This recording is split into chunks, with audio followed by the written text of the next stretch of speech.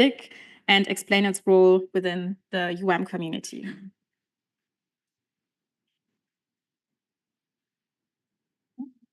That one, okay.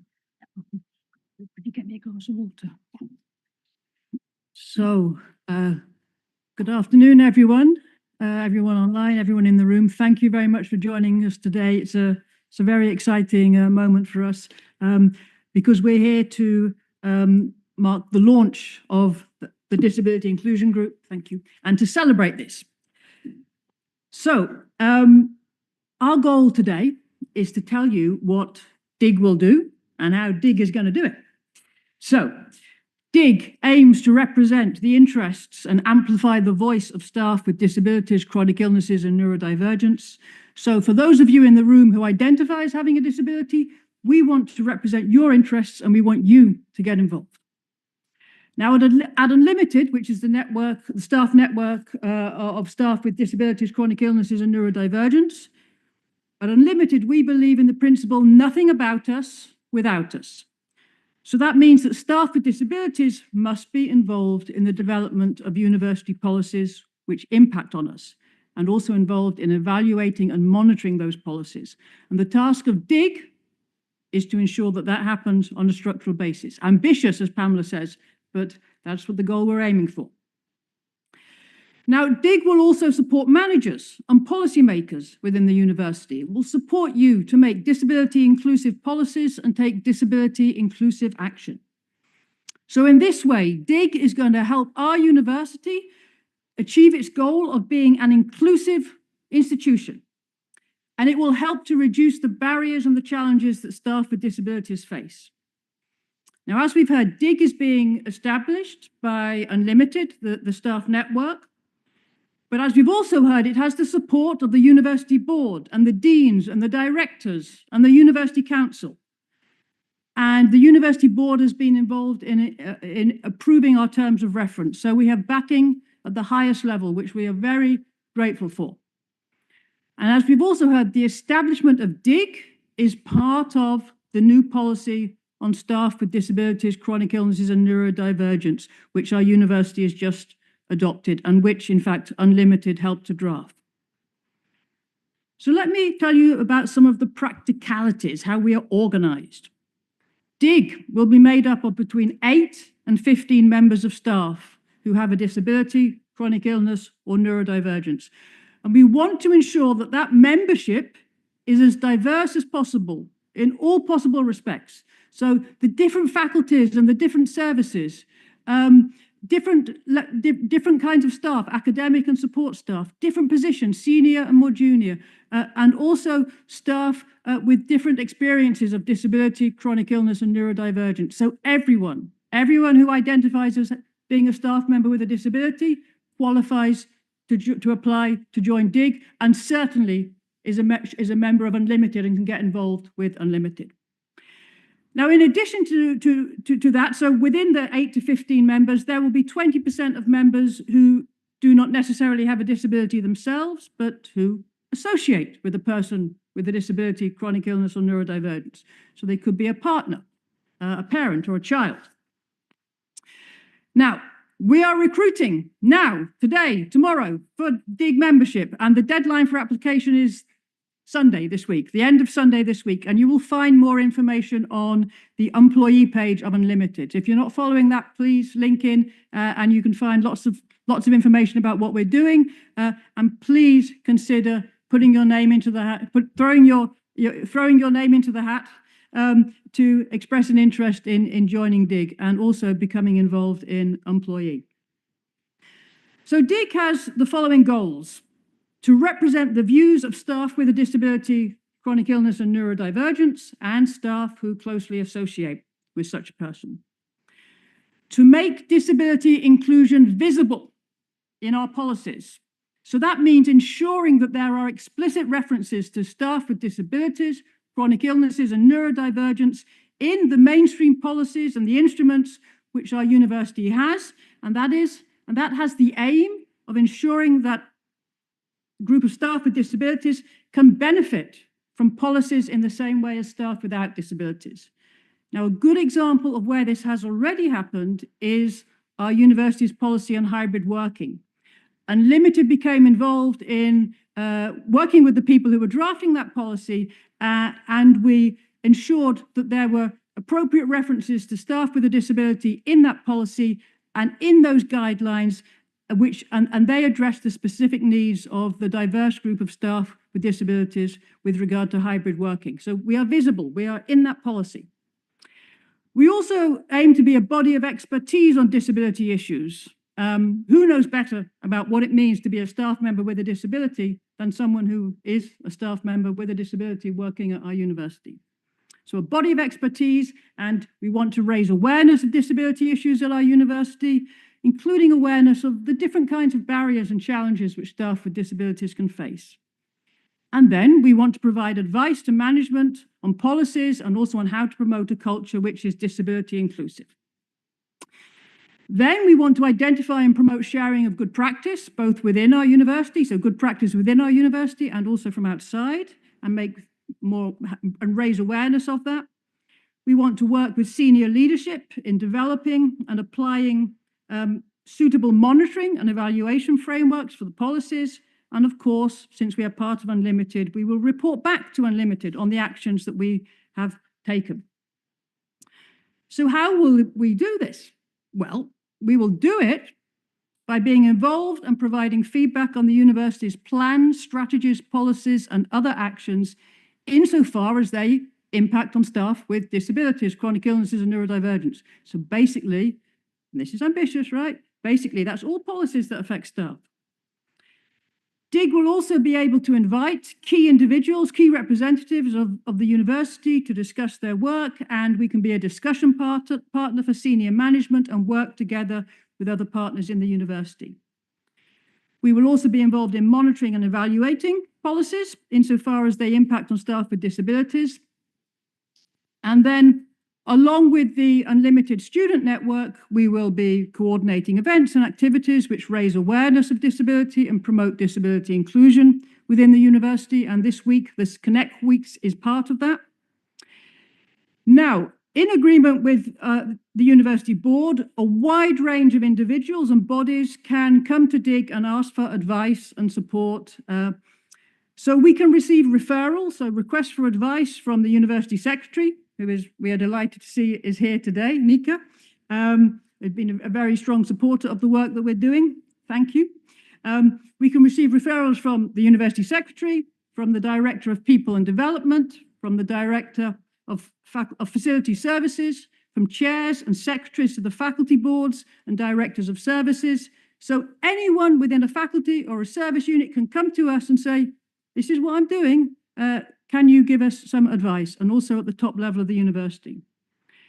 Now, the work of DIG is going to be coordinated and led by the chair, and I have the honor of being asked by Unlimited to take that position, and also the Diversity, Equity and Inclusion Office, and Nettie is here from the office, and Nettie too has been a fantastic supporter over the years of Unlimited. So the work will be coordinated by the chair and the DEI office, and that's going to help to remove the burden from individual members of DIG, because I can imagine you're thinking, well, this sounds quite interesting, but how much time is it going to take? Well, the university has given us funding to cover the work of the chair and the Diversity, Equity and Inclusion Office, and it will be our task to take on the preparation for the meetings, the drafting documents, and then once decisions have been made, to go out and disseminate that information, communicate the decisions. We expect there will be 4 to 6 meetings a year. In the first year, when we're being set up, there may be some more things, there'll be some more training, but we will do our best to make sure that the amount of time that is asked of members of DIG is realistic. Now, in establishing DIG, we've taken inspiration from other universities, including the DIG group at the University of Queensland, established by Professor Paul Harper, my friend, and also the Disability Equality Steering Group at University College London, where my friend Professor Colm Oceanada works. And in a moment, we've got a video message from Paul at the University of Queensland, and then we will be hearing from Colm. So, in brief, our key goals are to ensure that mainstream policies at our university include appropriate references to staff with disabilities, chronic illness, or neurodivergence. And that means that this group of staff can benefit from university policies and practices in the same way as other staff. We aim to ensure that barriers and challenges experienced by staff with disabilities are removed and that appropriate disability-specific policies are adopted where needed. So I invite all of you to dig in with us, whether you be a staff member with a disability or someone from management. We want to work with you to transform the culture of our university and make it a more inclusive place to work. And as Pamela said, if our university is inclusive of staff with disabilities, it will be inclusive of everyone, and it will be a better place to study and a better place to work for our students with disabilities and for everyone who is here. Thank you very much.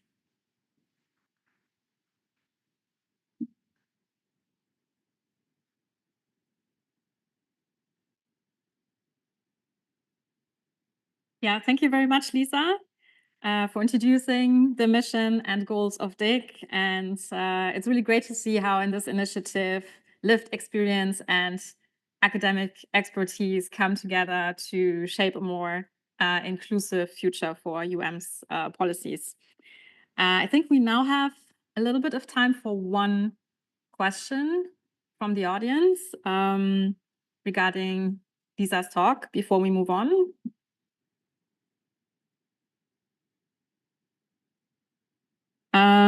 If not, then maybe, yeah.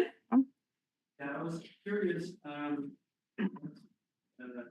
Big was differently than unlimited, because unlimited did a lot of good stuff already. So how are they different? Yeah, that's a very good question. Yeah. Thank you. Yeah. So the question was, how is DIG different from Unlimited, the staff network? Well, and you kindly said Unlimited did a lot of good stuff already. Yeah. So first of all, DIG is part of Unlimited. We actually have a core group of staff within Unlimited who have been leading the, coordinating the work that we're doing. That DIG will replace that. Unlimited is something that staff set up for themselves. The university didn't come to us and say, we want to know what you're thinking. We want your advice. We got together and we shared experiences and we talked about what we wanted to do. And gradually we went around talking to people saying, hey, we're here. This is what we think. Would you like to listen to us? And we were lucky enough that on some occasions people did want to listen to us, and we were able to have some input. But it was very ad hoc, yeah? And it certainly wasn't the case that that different units and different parts of the university were coming to us to asking for advice. Gradually, in fact, that has begun to happen. What we're very grateful to receive those requests, but it's quite time consuming for us because we're doing this on top of our jobs, on top of our everything else we're doing in our life, and we haven't been allocated any time to respond to that. So we're putting the core members of Unlimited have certainly been putting a lot of kind of extra hours in.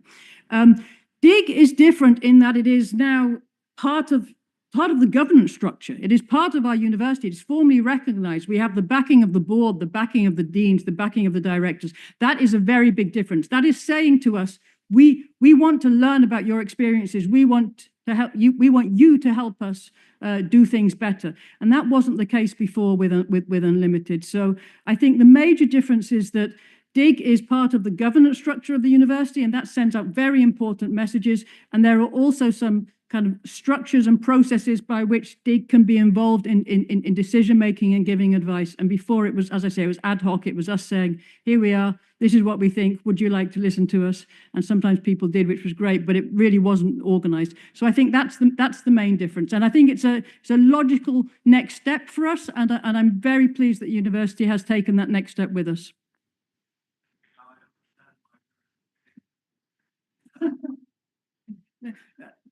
If you're listening online, my colleague said, now I understand why we're in the face cell, why we're in the party room. Absolutely right.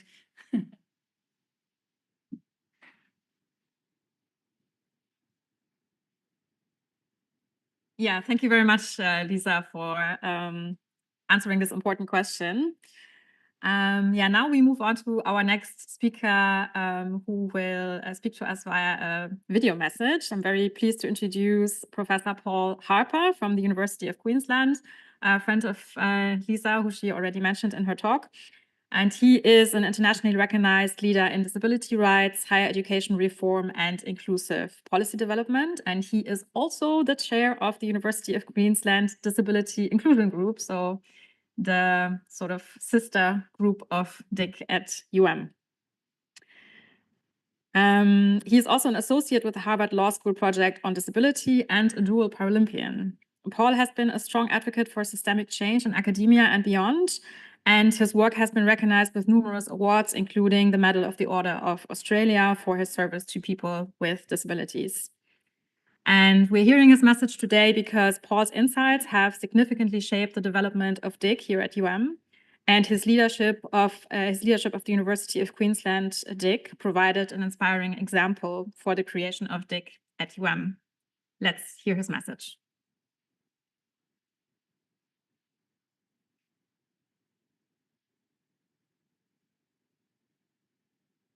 My name is Professor Paul Harper, and if I had the privilege of being with you now, you'd notice I'm totally blind. I became blind when I was involved in an electric train accident at the age of 40. This resulted in a bunch of injuries. One injury meant I lost my eyesight. I might have no eyesight, but I have a vision of harnessing the power of universities to change society for the better and change themselves. Changing university culture, it's not easy, but it can be done. For me, I believe universities are incredibly lucky, whereas for most businesses to gain expertise, they have to go reach out and find someone to pay to come in, like consultants.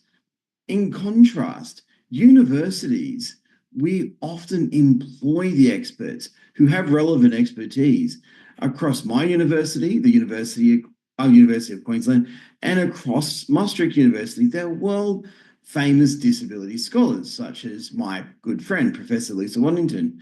Both our universities also have experts in disability in areas such as human resources, assistive technology, information, communication technologies, and more. We also have experts in professions, so in all those areas like property and facilities, etc. And also lots of us research and write on what is needed to change culture.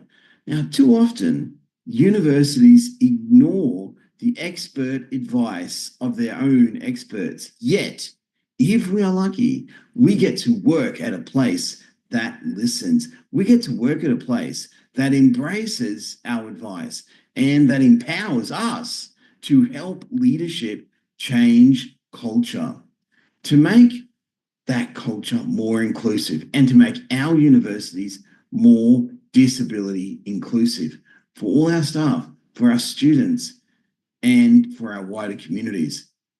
For those of us who are privileged to work at such universities, we get the chance to make change happen, and we get to see how the changes we help make change lives. This is not just talk, I've seen it happen. When I started where I'm at the University of Queensland, way back in 2011, I looked around for folks with a disability, but couldn't find any. We had disability action plans. That's a university-wide plan to promote disability going right back to 1999. But in 2011, we had no disability inclusion group, no group like that. Indeed, I really couldn't find anyone. So about 2015, when our next disability action plan was coming up for review, I said we should have a group of people with a disability involved. You know, I'd seen how a fireside chat group worked when I was visiting over at Harvard Law School. So I was keen for something at least like that. Now, one of our senior executives, similar, almost a step from like a university board, his name is Professor Tim Dunn. He's now about or acting Tim Dunn, acting Vice Chancellor, sorry, in an hour and a bit. Now he said, let's give this disability group something. Let's give them some involvement in governance. And that led to the Disability Inclusion Group being included in the Disability Action Plan and forming. So we started in 2016. We started out grabbing the low-hanging fruit. We brought people together to help find workable solutions, and it worked. It went further. We started to align the University of Queensland's vision, its strategic directions, its plans, operations with disability inclusion, so that when the next disability action plan came up for review, the University Senate said they wanted something bigger, bolder. They wanted something, a real vision for disability inclusion. And I gave them my vision. That's the vision, that universities would become disability champions of change. And that was adopted. My vision is the university's vision, or now their vision's my vision. And this has changed culture, changed lives. And the university hasn't stopped there. Our last iteration of our disability action plan, we found new ways to champion change. For example, in this latest action plan, it includes aspects around research. And this has led to our University Senate approving our Champions of Change Disability Inclusion Research and Innovation Plan last year. And this has been launched. Now, this is aimed at making our research and innovation ecosystems more disability inclusive. At its core, we have a belief in inclusion, and this has helped us in many ways. It's held strong on us and other universities, and such as in some of the scholars, like when Lisa visited UQ, my university, she was inspired by a disability inclusion group. I'm going to say that was flattering. What expert thinking it was worthwhile. And then when I heard Maastricht was adopting a disability inclusion group, I was pumped. And then I read your terms of reference. The terms of reference of the Maastricht dig. Now I'm inspired by what you had. They're great terms. What you are launching today will change your university. It will change policies. It will change practices. It will change culture. It will change lives. And it changes lives, staff, students, and it will change your life if you participate. You will find, if you participate, it will change your life. So in closing, I'm inviting you, join the Maastricht dig and see change happen.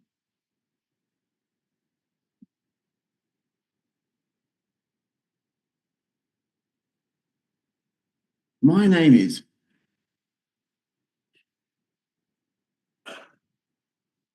Yeah, thanks a lot to Professor Paul Harper for this inspiring and hopeful message. And yeah, it's great to hear his vision about how universities can become champions of change regarding disability inclusion. And if you want to hear more from Paul and his vision, then I encourage you to watch his TED Talk, which you can find on YouTube. So if you search for Paul Harper TED Talk, then you will find it on YouTube. And now we have a keynote speaker, which is Professor Colm O'Cinneide, Professor of Constitutional and Human Rights Law at University College London, with extensive expertise in comparative human rights and anti-discrimination law. He has advised international organizations, including the UN and the European Commission, and served on the European Committee on Social Rights of the Council of Europe. Colm will share his insights from his extensive work on disability inclusion in academia and highlighting best practices from the UK. Colm, welcome. Thank you very much for being here, and the floor is yours.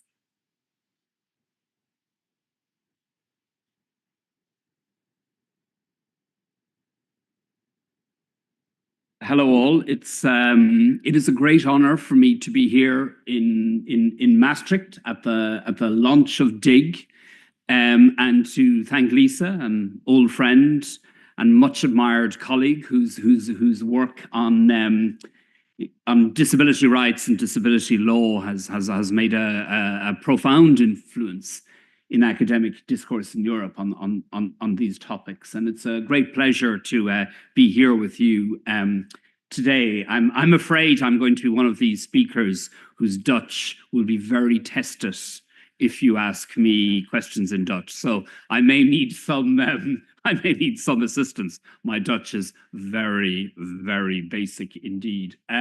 So apologies for that in advance. Let me very briefly begin by telling you why I am interested and involved in issues relating to disability. Share you my personal involvement in these issues and my academic expertise. Then I will talk a little bit about the UK context, a country not in the EU anymore, but very, very, very close across the water. And I will talk about our specific experience within University College London, where we have had an equivalent of DIG in place for more or less the last 10 years or so. Let me begin with my personal perspective. I am not disabled myself, but I'm the carer of the primary carer for my eldest son, who is a severe disability. So I am obviously associated with a person who is disabled. I've had a long-standing interest in disability rights and disability law as part of wider engagement with equality and anti-discrimination law at European level. And I've also been involved in various equality and inclusion and diversity initiatives in my university, University College London, for the best part of 20 years now. I'm currently in various roles and various capacities. I'm currently Vice Dean of the Faculty of Laws, so I am implementing that as in a sort of day-to-day administrative work, but this reflects a sort of long-standing engagement with these issues in a pan-university level. And so I hope today to sort of bring you a personal expertise, an academic expertise, and also an organization managerial expertise to some extent. I show the limits of my expertise. UK context very briefly, I won't bore you with the law. UK legislated to introduce a Disability Discrimination Act in 1995. It has subsequently been revised and updated to keep pace with developments in EU law. Brexit has done nothing to change that, like many other things. There is reasonably comprehensive disability discrimination law in place in the UK, including, in line with my third bullet point, quite strong reasonable accommodation legal requirements, which are now well established in the legal architecture, with the key judgment going back now 20 years or more. The existence of these legal duties obviously concentrates minds on universities on how they can live up to these legal duties. But those legal duties were themselves the product of widespread social activism in the 80s and 90s and 2000s, pushing for change by disability rights activists. And there has been a considerable degree of mobilization around these issues in the UK. So we have legal pressure to set a good standard in the area of disability rights, but we also have quite wide social pressure. Interestingly, there is also political pressure for change. The Disability Discrimination Act 1995 was actually introduced by a Conservative government in the UK, a centre-right government. John Major as Prime Minister at the time. The older people among you will remember him. So there was a rather interesting cross-party, cross-ideological initiative in this area. So we have political pressures, social pressures, legal pressures on universities for change. And UCL, my own institution, is no exception. In fact, UCL faces particular pressures. Part of our branding is very much to emphasize a long-standing historic commitment to equality. Historically, the UK, I should say England, with apologies to Scotland, very different. England had two universities, two famous universities, Oxford and Cambridge.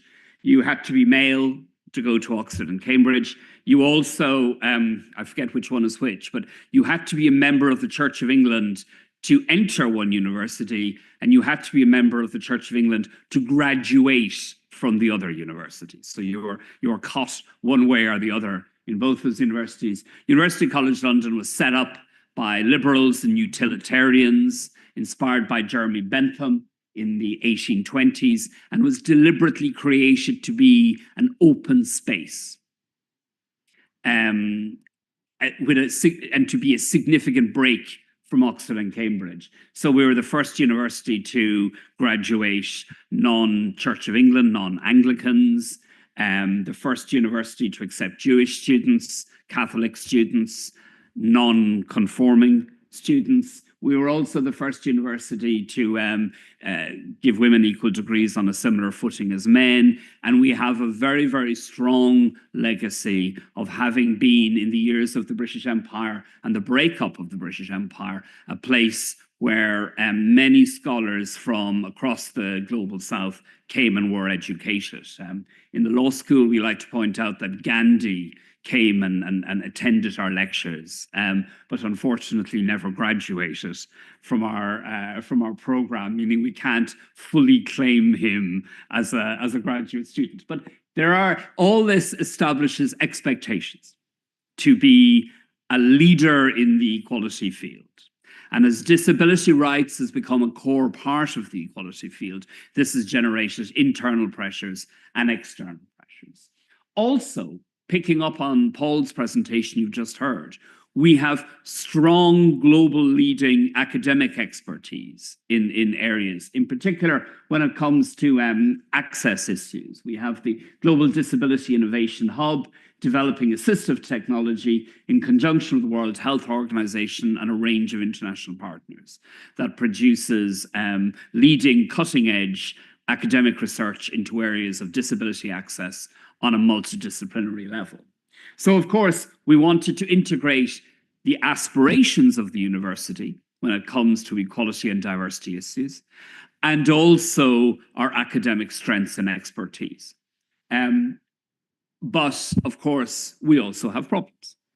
Okay, and I think it is, of course, very important in celebrating moves to reinforce inclusion and equality for staff and students with disabilities, our neurodivergent staff and students. It's also very, very important to face up to the problems that do exist. So we have surveys that indicate that staff with disabilities, neurodivergent staff and students face consistent difficulties in different ways in accessing key information, accessing rooms, accessing material online, and not having adequate adjustments made, and so on. A particular problem we have, I should tell you, is the physical estate. The University College London was flattened, bombed in 1941. So all our buildings are rapid reconstruction, post-war development. So disability access is a significant problem for us that we have spent a lot of time and money trying to get that right over the last 2 decades or so. Okay, so we have strengths, we have ambitions, we have idealism, but we have very, very real problems. But it's been interesting because of the pressure to make progress on disability rights and inclusion and equality. And also not just in the specific field of persons who are classified as disabled for the purposes of the legislation, but also in relation to people like myself who have carer status or who are neurodivergent in some way. The university in particular over the last 10 years or so has made promotion of equality, diversity, inclusion a central priority area. Now, universities all say this. You will find it difficult to find a European university that does not say this nowadays.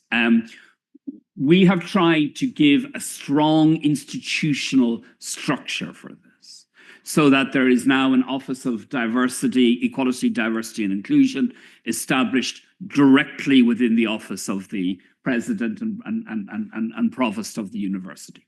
Okay, and the Office of the President and Provost, the EDI unit, has produced extensive guidance for all staff dealing with both professional services and also academic colleagues in how to handle issues of relevance to staff and students with disabilities. So there is detailed guidance, detailed, very directive guidance to line managers, department heads, faculty deans, and so on, dealing with multiple different aspects of working life, from our promotions, our academic promotions process, our professional staff promotions process, for presentation of material, accessibility. All this guidance is framed in broad terms, including neurodivergent staff, as well as staff with legally recognized disabilities.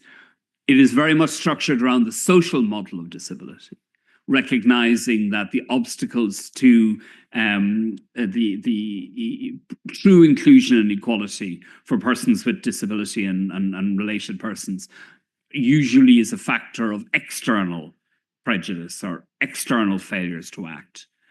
So the social model is front and central in terms of all this guidance. There has been a special digital accessibility team established within our IT structures, and we have set up this adjustments passport, which is a sort of concept whereby if you are in receipt of reasonable accommodation, either as a staff or a student, you have it digitally recognized as an adjustments passport, which then, as you move between different departments, if you're professional services staff, or if you're an academic moving up through the ranks, the system should record what adjustments need to be made for you, and it's, you know, data protected and so on. But it's been a very deliberate attempt to try and make sure that our systems properly record what accommodation has been made. Okay, this is in light, I should say, of problems with previous experience of accommodation requests being granted by a head of department and then not being recognized or recorded. So a new head of department comes in and everyone has to do it all over again. Our professional staff moves from laws to political science, and all of a sudden we do the same thing all over again. A waste of time, a waste of energy for the institution, but in particular for the individuals who must constantly push the stone up the hill over and over and over again. And I must say this concept of adjustments passport has been very widely welcomed in the university and is working reasonably well. As part of this attempt to mainstream equality, inclusion, perspective throughout the whole function of the university, we have guidance from the Equality and Diversity team. We have our workplace health, who provide guidance and support in relation to mental health, assist departments in preparing personal emergency evacuation teams. UCL Estates, there are our units that deal with the physical infrastructure of our premises. They have been charged with trying to accelerate guaranteeing inclusion, dealing with all these physical problems of our estate, and a lot of time and energy and money has been spent on this initiative. I sat through a 4-hour committee meeting about this 2 weeks ago, where we were getting progress on every single building in our estates. We now are a university of 30,000 students, the largest university in the UK, and we have labs and very complex set of mechanisms. So dealing with those demands can be quite interesting, and can be quite challenging.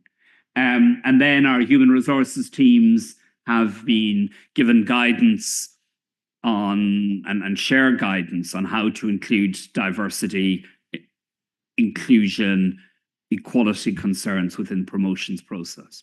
which I've already referred to. Now, let me turn to our equivalent of dig. I wish, by the way, we had thought of something as snappy as dig, as catchy as dig. We have the much more boring DEWG, which doesn't work as an acronym. So I'm very jealous of your initiative in this. This is now, it has now been established in one form or another for the last 10 years. It has been established in its current form for perhaps the last 6 years. So it is, at this stage, a relatively well-established part of the university structure.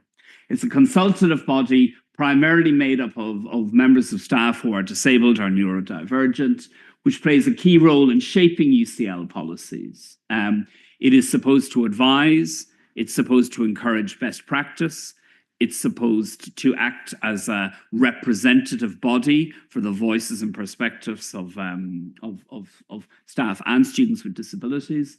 It's supposed to be a sounding board when asked to give an opinion. It does so. But it also is given a certain degree of discretionary funding to try and spread awareness of best practice and to support innovation and startup projects. You know, if someone wants to work in a particular way as an experiment to share it, that can be funded when it comes as part of sharing best practice. Don't get me wrong; these are not vast amounts of money. You know, so Lisa, I would not be expecting huge amounts of money either. You know, they are not paying for access to buildings, but the aim is to try and encourage senior management to experiment with changing practices for the better and to have a certain degree of financial leeway in this. Terms of reference are available, but they are very, very similar to what's being proposed and implemented here for DIG. A key part of their role has been the identification of disability priorities, dealing with the Office of the Provost, dealing with senior management in UCL, and identifying existing and continuing policy areas. This is perhaps, I have to tell you from a managerial experience, the part of the work of the working group that has probably made the most difference. Because over the last 5-6 years, they have been identifying problem areas based on consultation with staff with disabilities and neurodivergent status and trying to focus university action on dealing with those problem areas, okay? Let me give you an example of our current priority areas, and these are for staff. There's a separate set of priorities for students, okay? From analysis, from everything that we've been looking at and the working group has been dealing with, here are the key issues they want to focus attention on. Staff pipeline, excuse the rather industrial metaphor, but they've identified a problem among a clear statistical pattern of academic staff and professional services staff with disabilities or otherwise neurodivergent not progressing through the promotion structures in a way that corresponds with the career paths of other colleagues. So there's been a big push on to try and identify the factors that are driving that and to revise and look again at recruitment and promotion processes. So I know within the Faculty of Laws, we've now factored that into our internal promotions practices. Data is an issue. I talked about the adjustments passport. It is clear that that the university isn't always picking up on who needs accommodation, what type of accommodation is being got, what barriers are being taken, what initiatives are being taken at department. There is a sort of lack of overarching data, big push, again, to try and bring together best practice in particular. An element to provide clear guidance on reasonable adjustments, to drive forward cultural change more generally, and to try, in particular, as we moved online during the COVID crisis, to try and think seriously about digital accessibility in particular. Let me conclude by going back to what I talked to about at the beginning, and you know, while telling you all these nice institutional initiatives, to also talk about the difficult areas that still continue. We are currently developing a wider equality, diversity, inclusion strategy, which is raising all sorts of interesting issues. UCL is the British university with the largest proportion of Jewish students and the largest proportion of Muslim students in the centre of London. So, for example, the last year or so has raised all sorts of difficult issues from that perspective. One important part, and I can tell you this from the committees I sit on, one important role that the Disability Equality Working Group has had in all of this is that it's been very important to have representatives from that working group, the co-chairs of that working group, sitting at the wider equality table, so that their perspectives aren't drowned out and forgotten in all the other big conversations being had about equality issues, gender, race, religion, sexual orientation, and so on. And I must say, again, from my practical experience, having that voice, representative voice of disabled people around that decision-making table is important, because there are big discussions going on about equality and difficult decisions going on about equality. And there is always a concern that the perspectives of disabled staff and students, neurodivergent staff and students, gets lost in terms of those wider equality discussions. And having the working group at the co-chairs of the working group at these key meetings makes a big difference. A concrete thing, the agenda items always contain action on disability, equality and inclusion points, because having the co-chairs at the meeting forces that those agenda items to be always there. There's interesting discussion about how wide should you go, about carer status and various other issues. There's interesting discussions about how to integrate a serious commitment to inclusion and equality with other university priorities. I can answer questions about this later on, but we've just finished a rather difficult internal debate about hybrid and online working, which I'm sure will be familiar to you. We obviously went completely hybrid during COVID. We then had a very difficult discussion what to do about emerging from COVID.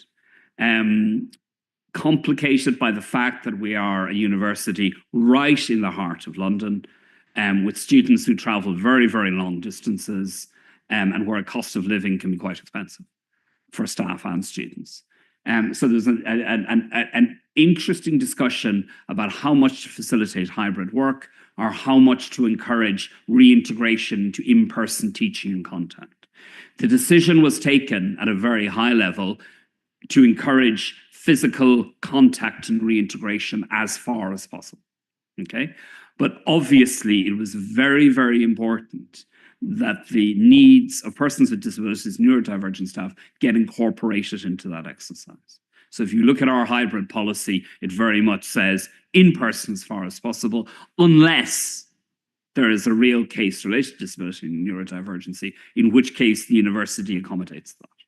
Okay, but getting that balance right required a lot of internal discussion. Again, the working group played a very, very important role in shaping the details of that policy.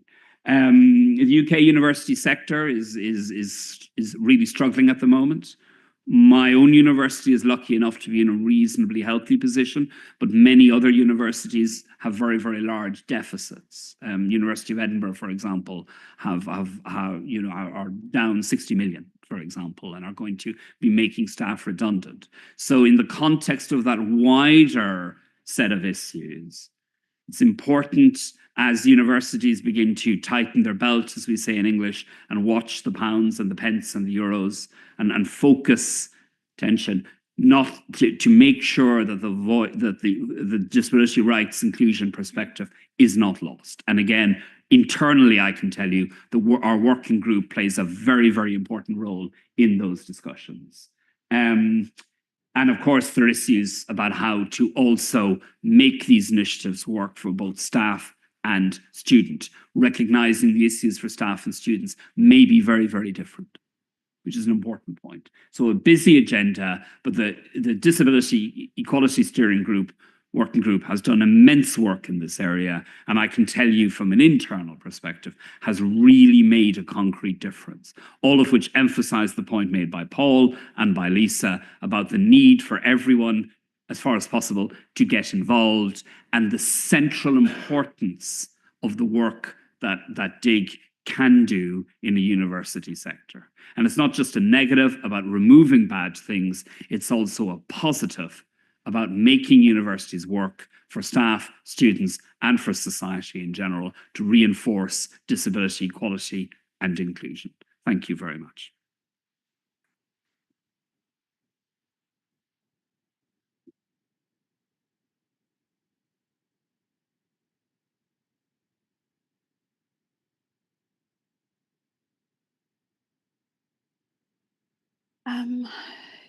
Yeah, maybe after the break. Yeah, okay, yeah.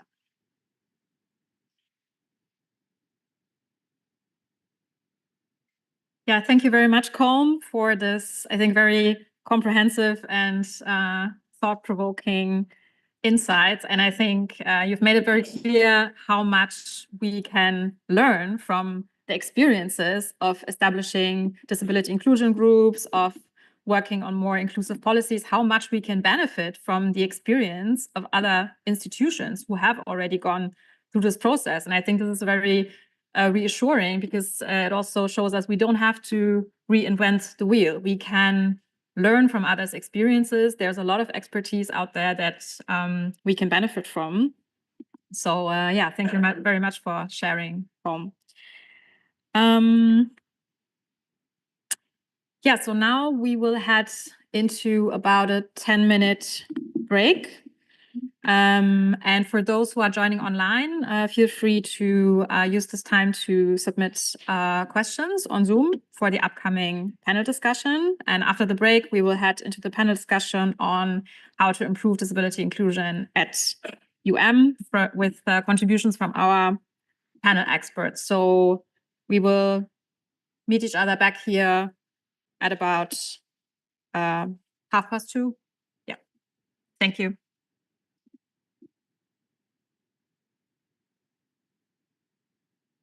As a Teams or Zoom? Zoom. Yeah. Yeah.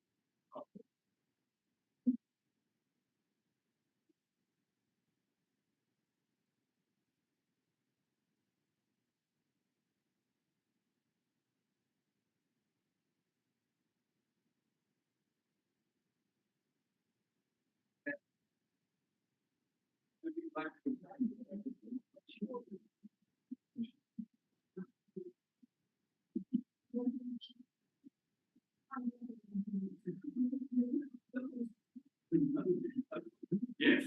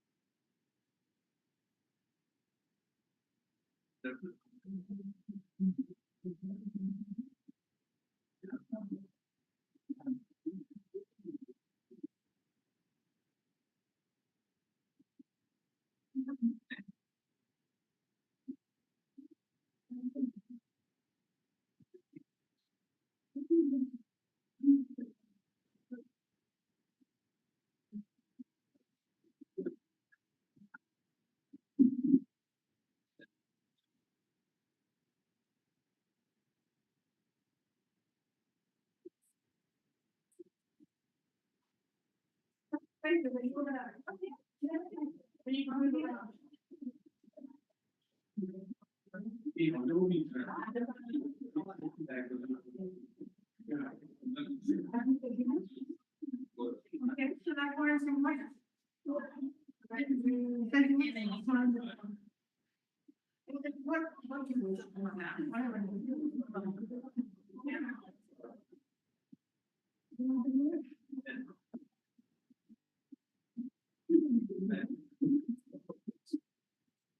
Ja, dan denk ik. Yeah.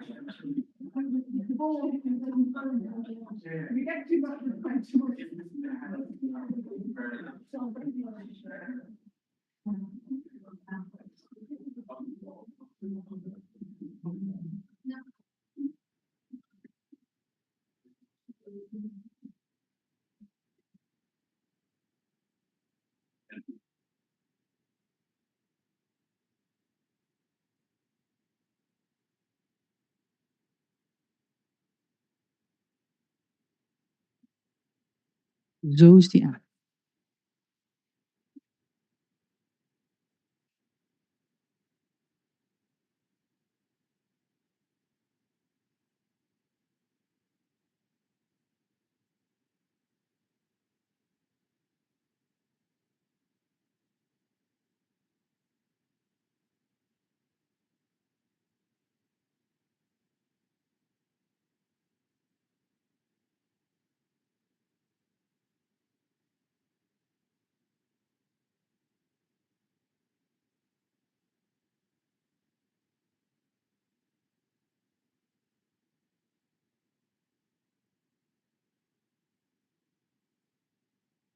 Hello, welcome back, everybody. I hope you had an enjoyable break.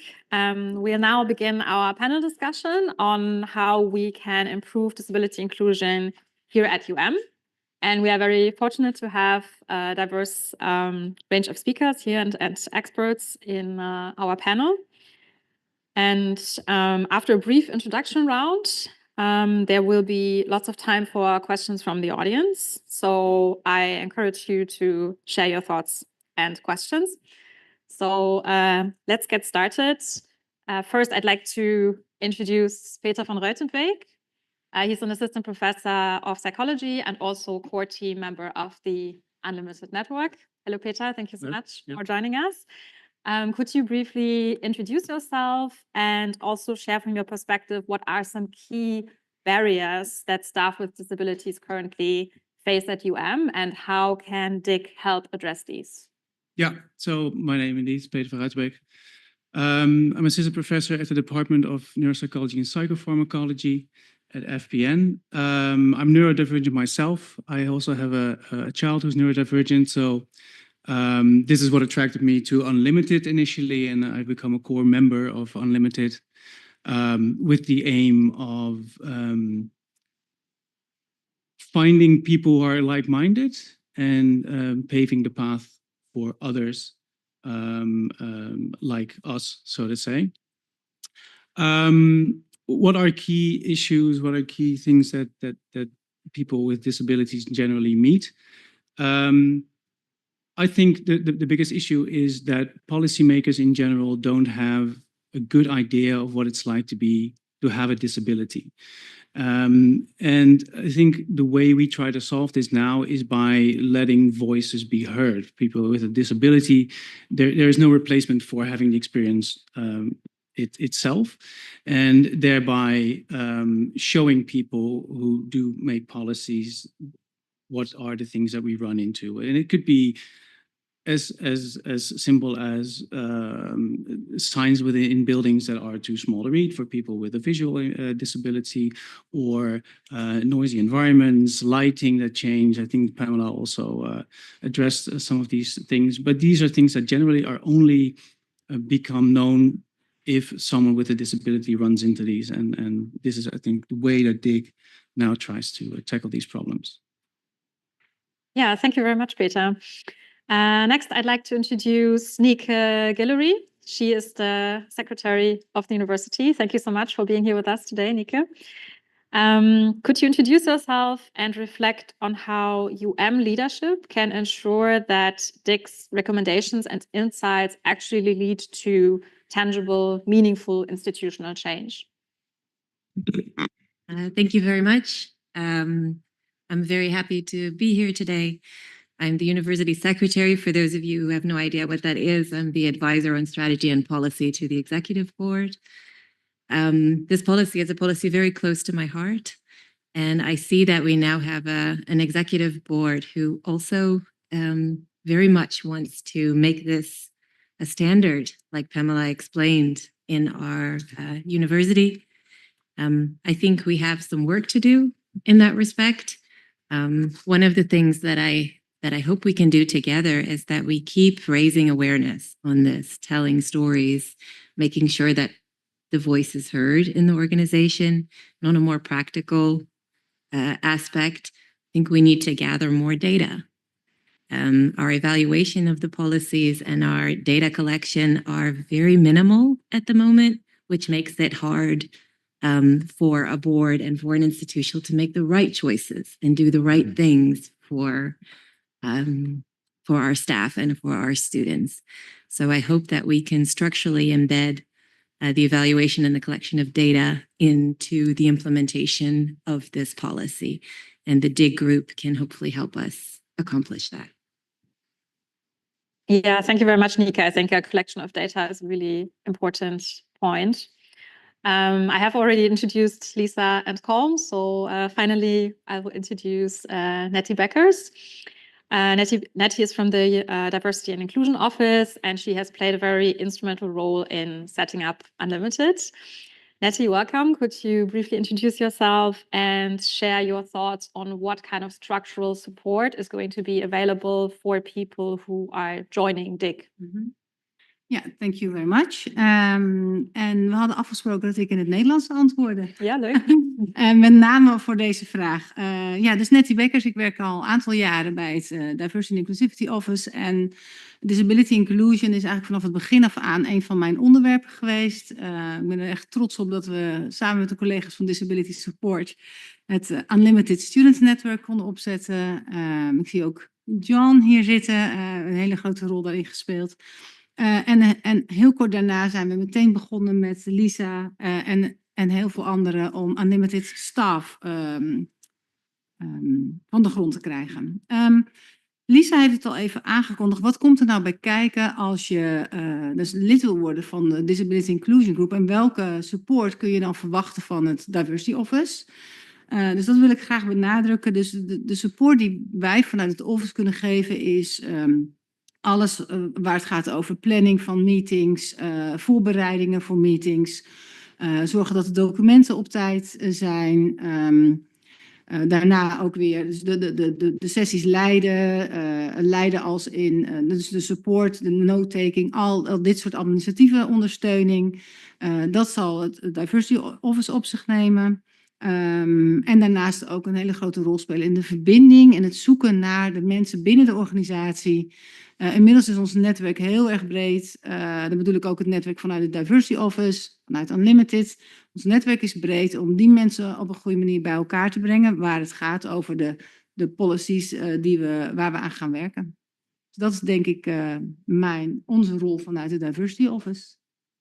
Dankjewel. Yeah, dankjewel Nettie, thank you. Yeah, now it's time for questions from our audience, including those who are joining us online. Do we have, yeah, we have somebody, so please raise your hand and the microphone will be brought to you. If you, yeah? Yes, thank you.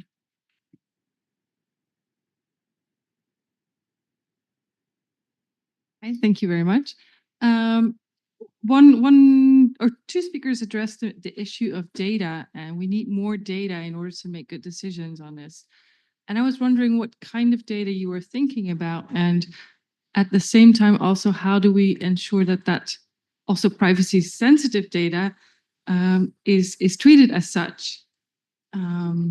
I realize that the UK context in this is quite different from the Dutch one, where we don't gather a lot of this data. We don't report on it as a university, which is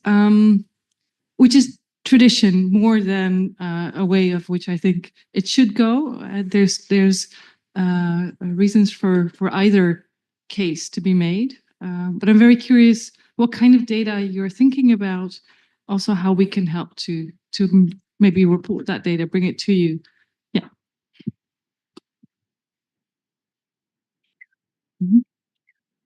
Should I answer? Yeah. Sorry. Maybe you could say about the data you've I'm looked at. thinking of two data groups, basically. One is more quantitative data, because as you say, we register absolutely nothing in this respect. So we have no idea how many people there are, how many people of our staff, or how many students there are with a disability. We also have no data set on which kind of disabilities there are. So we are only making decisions and making policy based on expert advice and on the information we receive from the Unlimited Network. That's very valuable, but I think it could also be valuable, with respect for privacy, of course, to have more data sets available to help us steer and develop in the right direction. And it is possible to do that with respect for the privacy. The second group of data, I think, is what we have started with the Unlimited Network, is people experiences. So I think you called it the lived experience, learning what is happening, what our leadership is doing, what people are experiencing, and hearing more and more of that will also help us shape our policies and the way that we implement them, and also train our leadership in the organization. So I'm thinking of those two sets, both of which we still really have to set up. I will say a little bit about our experience.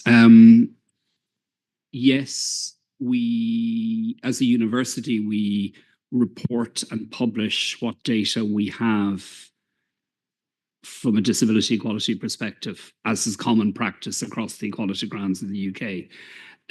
But of course, the data we have is very patchy.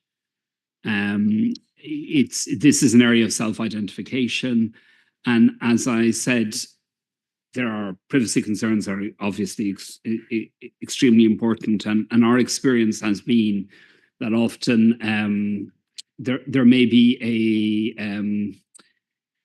a disclosure, for example, in relation to accommodation needs at departmental level, which then that data never leaves the office of the dean, which is perhaps the way it should be if that's what the individuals concerned want. But it means it can be very difficult to build up a practice, build up a picture of university-wide practices, very difficult to try and get a wider data picture. And we have the problem in other areas. We have a lot of data in the UK, so race and gender and all these issues. So, and again, that means there is the danger of the areas where you have lots of data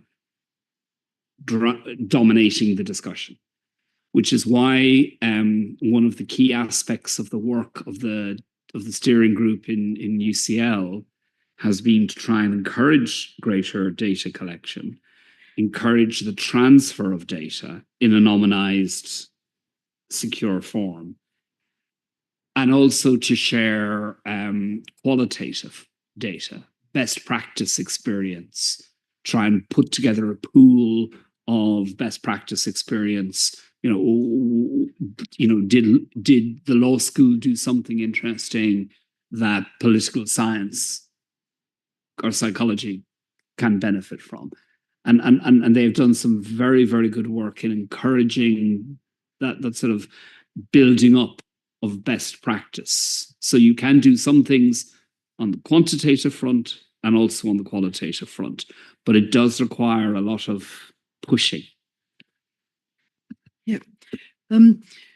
So if I could address a few aspects of that, the university does carry out a sustainable employability monitor every 2 years, and there are questions in there which asks the staff members who are filling it in, and every staff member gets several invitations to fill it in.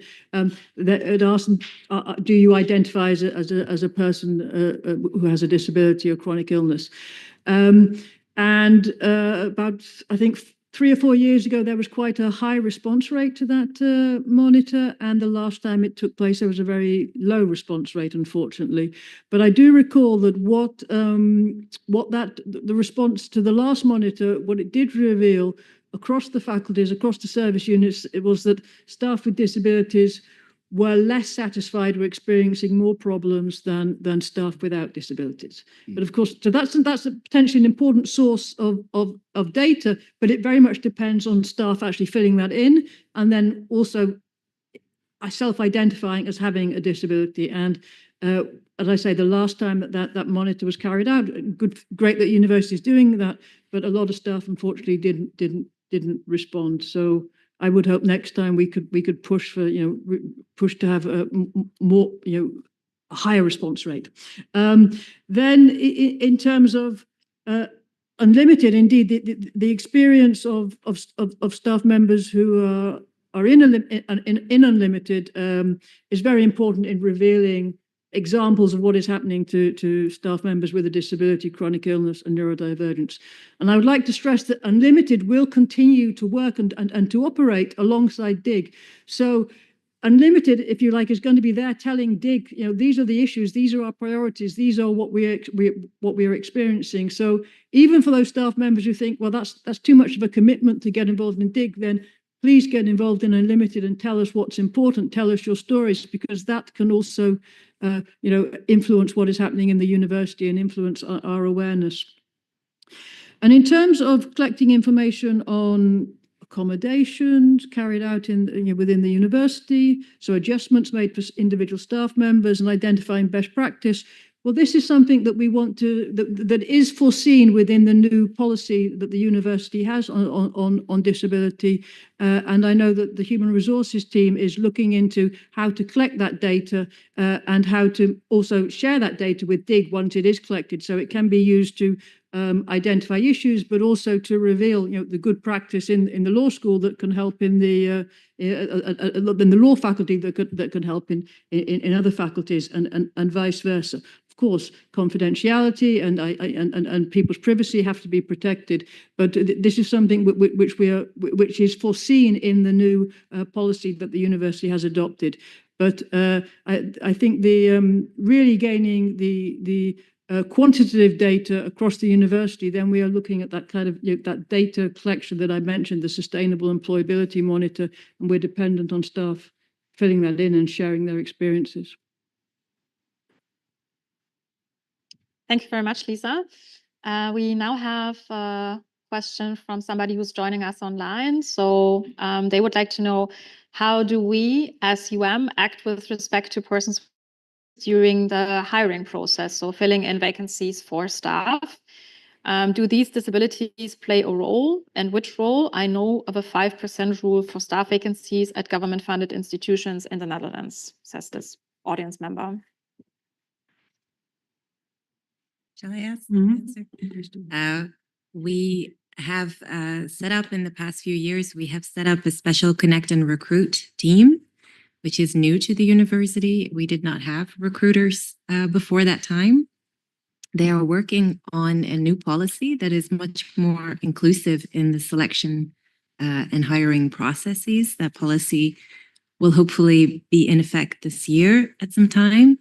We do not have like a 5% quote in there yet. This could be a consideration in that new policy.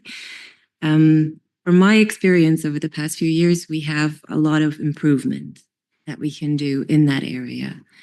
I've had some cases presented to me that were very difficult and disappointing with people coming on board. So we're having attention for that. We're developing a new policy in that respect. And we could use guidance and advice from the new DIG group to help us formulate that policy as best as possible. Yeah. Thank you, Nika. Is there somebody else? Yeah, Tom.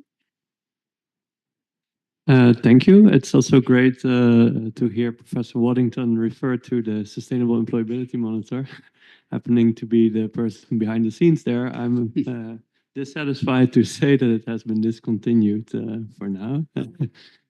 but it's great that the data have arrived in good places at least.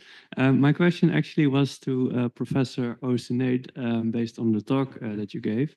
I'm namely here on behalf of the Maastricht Young Academy, and we represent young academics, among whom there are also, of course, people with disabilities. And we very much support everything Unlimited does, and DEG as well. Something struck me in your presentation that relates very much to the young academic perspective, namely that of promotion. And I see a tension there looking at promotion and observation, indeed, that among senior staff in your university, there are fewer people with disabilities. And at the same time, there is this desire to get insight in who has what kind of special arrangements, let's say. I wonder how you navigate the role of disability in promotion, and then particularly from, say, the assistant professor level upwards. Could you share some thoughts on that, maybe how you handle that, or how it maybe should be handled better to particularly give people with a disability in this group of the academic staff equal chances, let's say? Yeah, that's a very good question. This is an area where our data is particularly uncertain. But there is a pattern that in our workplace surveys, and we have now, I think, survey completion rates of between 40 and 50%, and that includes questions on disabilities. So we do have quite a wide data pool at this point, which does suggest that persons with disabilities are less represented at senior grades, and neurodivergent staff are less represented at senior grades. Now, there may be generational change here. There may be other factors playing a role in that. But the data does suggest that pattern is now relatively clearly established. So as part of the guidance I mentioned that has been issued by our Office of the President, in reviewing promotions, departments all have to review their promotion processes and eliminate factors that may disadvantage persons with disabilities or who are neurodivergent. Let me give you an example in practical terms about how that could operate. When it comes to the nature of administrative burdens, to get promoted, I'm sure it's the same here. If you're a staff, you need to show research excellence, but also teaching duty and administrative duty. Departments have been encouraged to think about how they apply that criteria in respect of persons who are self-declared disabled or neurodivergent, and to take that into account and be prepared to adjust the application of those criteria in individual circumstances to, if you want, accommodate the standard model for the particular situation of the individuals that they are dealing with. I mean, so practically, I can give you an example from my own department of my own faculty of individuals who, for example, suffer from very high levels of fatigue or exhaustion. That will get factored in when we look at teaching performance, administrative load carrying, caring responsibilities in a similar way, existence of persons with particular disabilities, depending on the disability and the nature of the impact, that will get taken into account in the decision-making process. So that may mean that a different performance may be expected for promotion to a chair, to a professor grade, for one person with a particular with a particular profile. That might be different from what might be required from promotion for someone with a different profile in that. So there's an individualized assessment. And that guy, and of course, this is a sensitive matter. So the guidance tries to make it as clear as possible. There are flow charts and organization diagrams as to how this should be taken into account in the promotion process. So some of that guidance is very detailed, actually, 5, 6, 20 pages long in some cases, perhaps too detailed, some might say.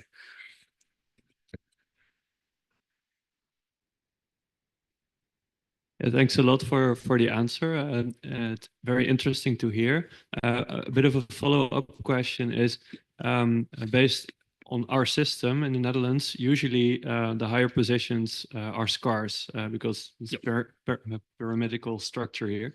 Do you feel like that there is hidden forms of discrimination in promotions, like particularly when positions are scarce or there are more candidates than positions, let's say, these things might factor in. And I guess my question also wants to go into that, more these hidden ways of discrimination and how you could address those, given that maybe more or less equally qualified people are applying for the same position, but one of them has a disability, and then, you know, I think you get the drift, right?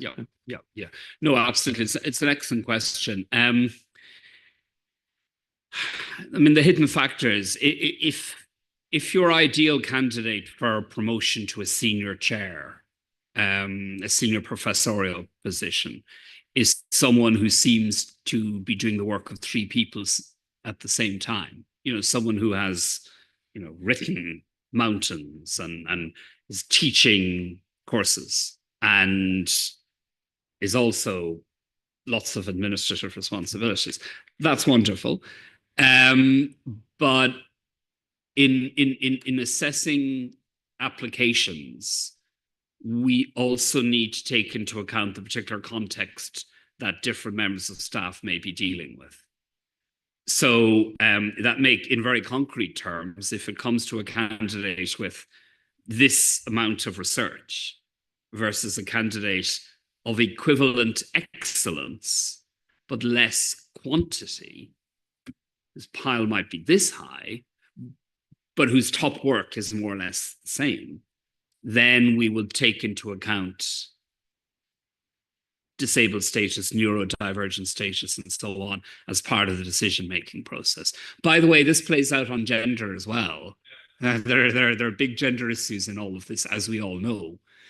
So actually developing strong thinking in relation to disability and inclusion also benefits the sort of wider equality, diversity, inclusion benefit. And we find that as someone who sits on very senior chair promotion boards, you know, thinking about equality and inclusion makes you look again at your criteria and to try and sort of examine, well, how exactly should it apply to these different candidates? We are not going to appoint someone to a chair at UCL who isn't very, very, very good in their field, who isn't outstanding in their field. But what that means for different candidates may vary, and we need to think critically about what that means. And frankly, it improves our decision-making procedures as well.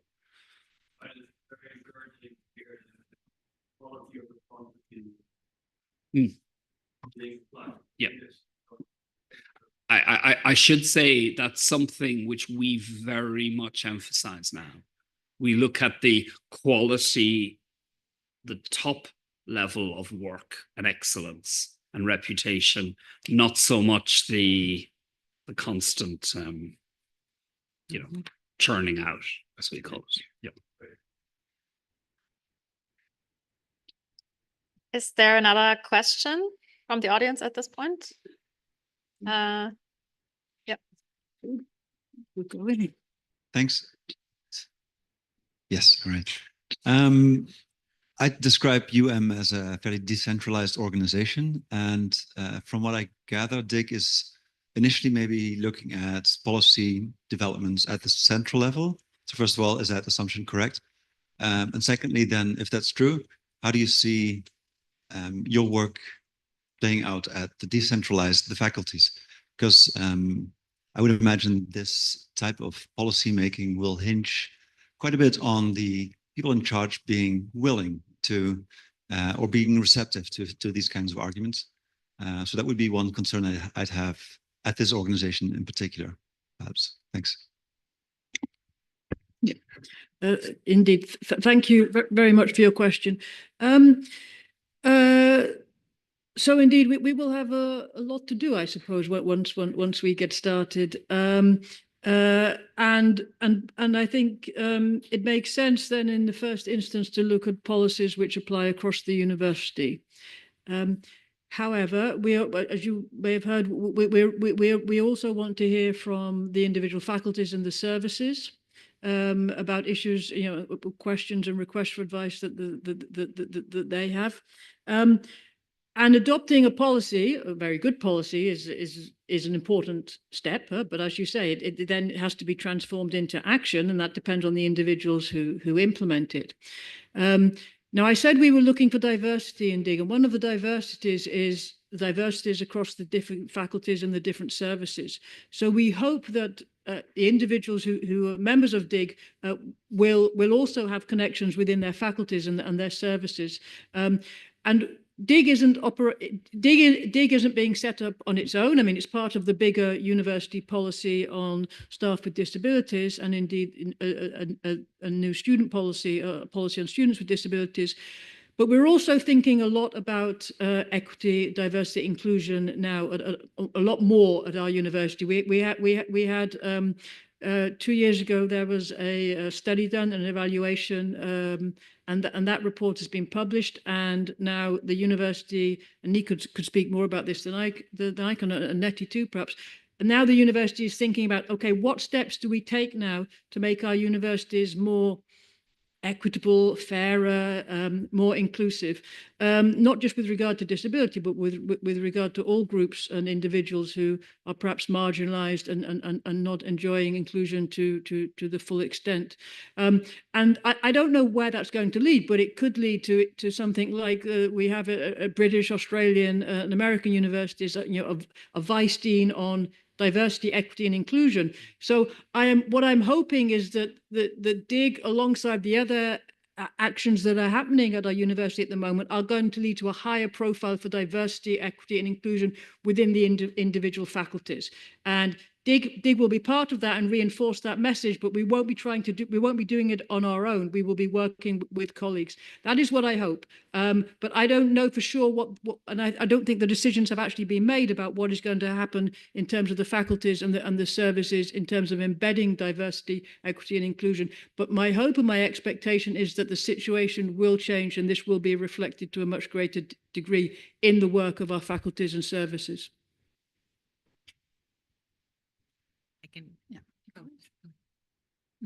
I can add to it that the policies that we develop at a university level, it's a university-wide policy, but it's not made by the sort of people at a central level. It's always made by representatives from the entire university and tested through a university council, through a local consultative body, through the deans, the directors. So we tried to gather as much input as possible from our very diverse organization to make sure that it's a policy that befits, and then how it lands in a faculty and how active people are. That requires attention and work. Ja. En misschien nog even heel kort over de toekomstplannen van het Diversity Office. Er is een advies in de maak en het basisadvies is ook om juist de faculteiten en de servicecentra in te gaan. Dus ook daar zitten we eigenlijk op hetzelfde niveau, dat we niet van bovenaf iets willen over de universiteit heen willen leggen, maar juist input vragen vanuit de servicecentra en vanuit de faculteiten. En daar ook een platform willen voor gaan inrichten, zodat we elkaar ook veel makkelijker kunnen vinden. En dit sluit er eigenlijk ook bij op aan. Yeah, thank you, Nettie. I think there was one more question, right? Yeah. In the proposal, you stated that at this stage you're only proposing a DIG for staff. but the University of Queensland has integrated students into their DIG equivalent as well. So I was wondering whether you're planning to set up a second DIG for students in the future or extend DIG to include students in the future as well. Yes, thank you. So, of course, many of the issues that DIG will be working on are relevant for our students with disabilities as well, like, for example, like physical accessibility. But you're quite right. At the moment, DIG, we're proposing, or DIG will be made up of staff with disabilities. We have an ambitious agenda, and we want to get started in that way. But absolutely, I believe that it's important that students with disabilities are also involved in consultation and have a voice in the policies that affect them.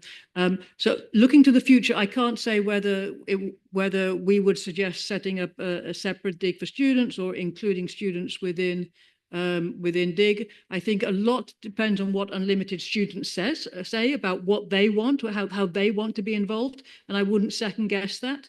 Instead, I would support what the students, position of students with disabilities in that respect. But I think it is important that happens, and if within the network of Unlimited students networks, if you have proposals for how you would like to be more involved in policy making, then I would say think about that, propose that, and let's see what happens then. I think one of the differences is still that for students with disabilities, now I'm switching to English, dat voor studenten met een functiebeperking, chronische ziekte of neurodivergentie, daar is natuurlijk het Disability Support Office. En dat ontbrak sowieso aan de kant van de medewerkers. Dus vandaar dat we denk ik ook nu vooral deze stap maken voor staf. En tegelijkertijd natuurlijk input krijgen. En we zijn natuurlijk in contact met Disability Support for Students. Dus dat zou, wat mij betreft, elkaar niet moeten uitsluiten. Vooral versterken. And I think you're also going to establish a DIG group or a part for only PhD students, no? Yeah, I can talk about that. So we have founded within the Unlimited staff network, a couple of other PhD candidates and myself, we have founded a PhD group. And this has only happened in November last year. So it's quite a new group, and a couple of our members are also graduating. So they're no longer technically PhDs. So we're now thinking about making it maybe also a postdoc group, and where to, if it's going to be a postdoc and a PhD groups, we are talking about that. But this is not, this is more like a separate group, but it's included in the Unlimited staff branch. So it's not comparable to DIG, which has much more formalized authorities. And yeah, so that's separate. So if anybody wants to join this group, you're very welcome. Could I just say on that, I think that's a very interesting question. Because of course the staff-student divide isn't a strict binary. And you think about research students, you talk about doctorate students, postdoctorate students, junior lecturers, and so on. I mean, in our system, it's even more of a spectrum than in your system. But in general, I think it's true of every university environment. And for example, it may be that postdoctorate students or postdoctorate researchers have more issues in common with PhD students and junior staff than senior professors, for example. So that diversity of voices can be quite important. And our steering group does have student representatives. They're not always, unfortunately, the most active members of that group, which is a problem to think about.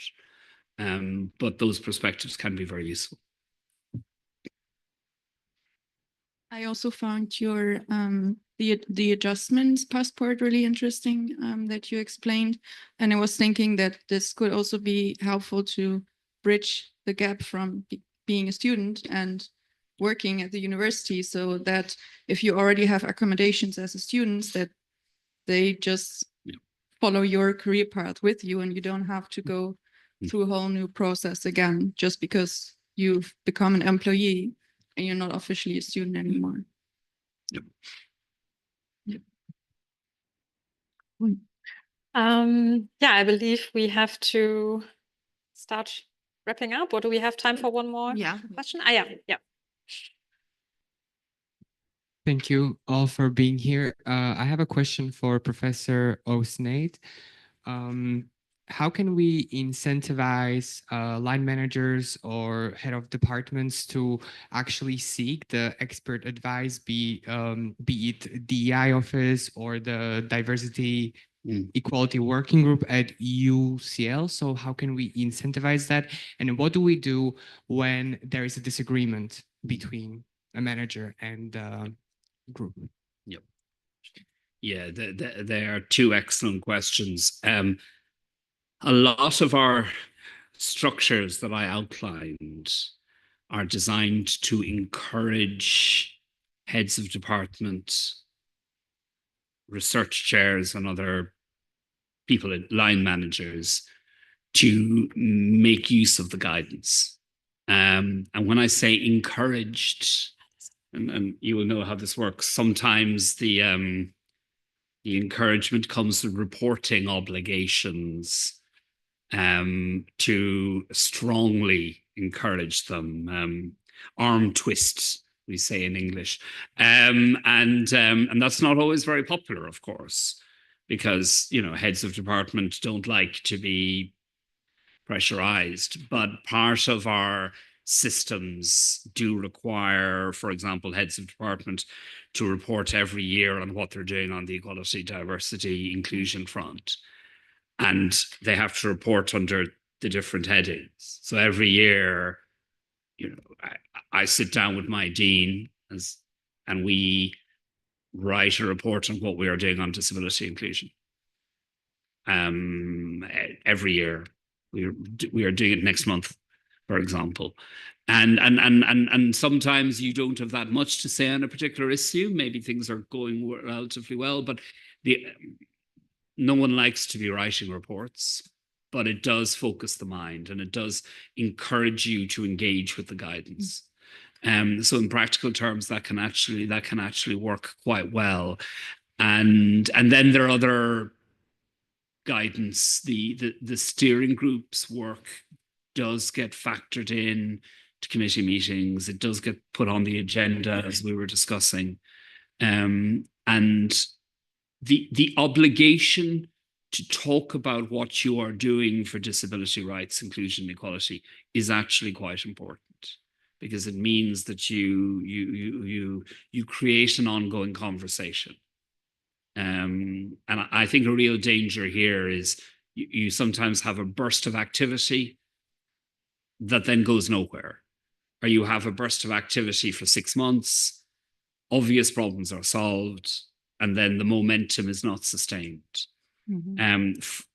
A lot of our structures are designed to try and sustain that momentum. Now, sometimes it works, sometimes it doesn't, but I think that is a big and very important challenge in this area. Yeah, thank you very much, Colm. Yeah, now it's time for our closing round. So the one last question I would like to ask all of you is, what is one action that can take in the next year to make disability inclusion here more tangible? Maybe we can start with Nettie. Ja, dankjewel. Ik denk, vandaag hebben we ontzettend veel gehoord en we zijn hier waarschijnlijk met elkaar omdat je interesse hebt in dit onderwerp. Maar we zijn met een hele grote gemeenschap en ik denk waar nog veel werk te doen is aan bewustwording over het onderwerp. Niet alleen over het onderwerp van disability inclusion, maar ook over andere D&I topics. Ik denk dat er één ding is, en dat kan parallel aan wat we hier doen, parallel aan de oprichting van deze Disability Inclusion Group, moeten we keihard werken aan awareness. Ik hoor nog veel te vaak dat mensen denken, als we het hebben over iemand met een functiebeperking, dat we dan stoppen bij het nadenken over iemand in een rolstoel. En dan vergeten we zelfs te denken dat die rolstoel misschien niet permanent is, maar dat iemand eigenlijk best kan lopen, maar vaak ook een rolstoel gebruikt. En de gelaagdheid van het werk wat wij doen, Dus de verschillende diepere lagen. Ik denk dat daar nog ontzettend veel winst te behalen is om iedereen in deze universiteit uiteindelijk mee te krijgen. En dan zeg ik er meteen bij, iedereen op zijn eigen tempo. Want het is niet iets wat je bij mensen door de strot wil duwen, maar het is iets wat je mensen gewoon van wil overtuigen en laten ervaren, zodat iedereen in deze community disability inclusion ook echt gaat uitdragen. Dat zal mijn wens zijn voor dit jaar. Thank you, Natty. Yeah, Peter? Yeah, I think that the question is phrased as what can the university do? But I think it's also a responsibility of everyone. And I like to sort of add on to what you were saying. I like to invite people to take that responsibility and let your voice be heard. So that means being a member of Unlimited and potentially applying for being a member of DIG. Such that DIG can build up a picture and paint a picture of the problems that are going on, and these are then used to test policies against, so that these policies are better suited for everyone ultimately. So I would like to call for taking responsibility and let your voice be heard. Yeah. Thank you. Good point. Yeah, in addition to that, I think those are very important steps. When I look from a university perspective, we could also increase our discussion on accountability. We have, as the executive board has meetings with all the deans of the faculties and the directors of the service centers every year as part of their plan, do, check, act cycle. But the question on what you do on diversity and equity and disability inclusion is not a permanent part of that agenda. And I think it should be, not to enforce anybody, but just also to help build that awareness that it's your responsibility as a leader of a faculty or as director of a service center to take action. And then I hope it goes into the faculties as well, that a dean discusses this with heads of department and a director discusses this with team leads, so that also from that perspective, we hold each other accountable for making our community more inclusive. Well, I mean, I have no expertise at all in what you need to be doing. You are the experts. I'm the least expert person in the room on all of that. There is a general point, just picking up what Peter said. Responding to disability inclusion means changing things. Universities are not very enthusiastic about changing things, putting it mildly. Inertia is a real enemy here, is a particular enemy here. And I think emphasizing the personal responsibility is important, because it does need colleagues to change things. New reading lists, to think about presentations, to make exceptions, to rethink old practices, and that is difficult. And I think this concept of personal responsibility, how we all in our different roles in the university should assume responsibility for making the universities a better place, is, I think, a very, very, very important point. And thank you. And linked to the idea of responsibility, personal responsibility, speaking up, I would like to nudge our faculties and our services to take further action here. I would like to see in our faculties that we, in addition to a vice dean on research and a vice dean on education, I would like to see us having a vice dean on diversity, equity, and inclusion, and this person taking leadership and responsibility within their faculty. Yes, for disability issues, but also for all the other diversity issues, and developing action plans and identifying who is to take action, and having those meetings with the board once a year, talking about what has been achieved, what has not been achieved, and disseminating that information, awareness raising within the faculties. So I would like to see it, not just we all need to have our individual responsibility, but I would like to see more institutional responsibility within the faculties, and leadership from within our faculties. Thank you very much, everyone. Yeah, that brings me to our closing remarks. So thank you very much to all our panelists and speakers, and to everyone here in the audience and online who listened and contributed questions and thoughts today. I think we have very important and inspiring conversations about advancing disability inclusion here at And at this point, I want to circle back to Paul Harper's message. Yeah, universities can and should be the agents and champions of change and disability inclusion.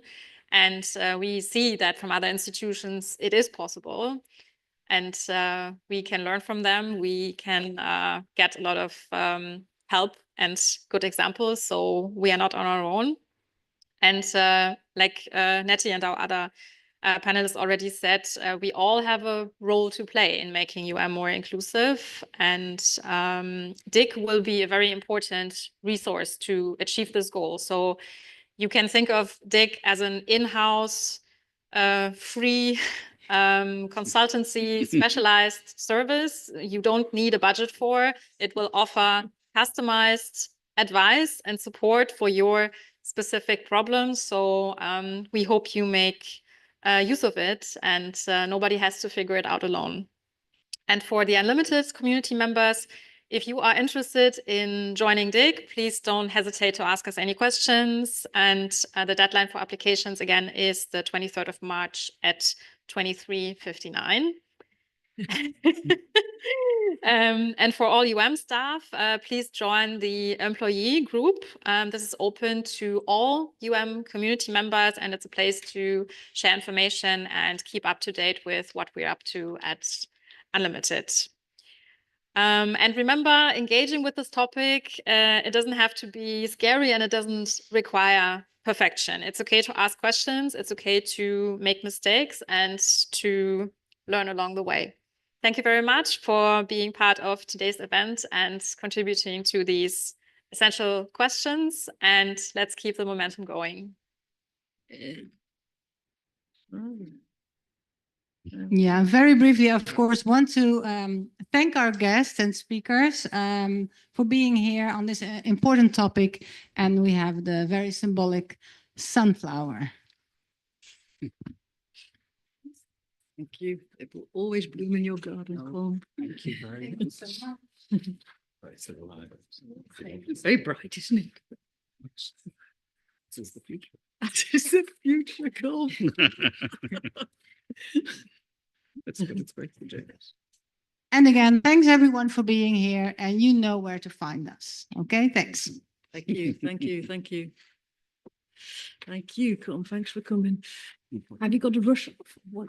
I'll probably head off just because of this expected. Recording stopped. Oh, I thought the recording was stopped a long time ago. Yeah, I'll toggle off.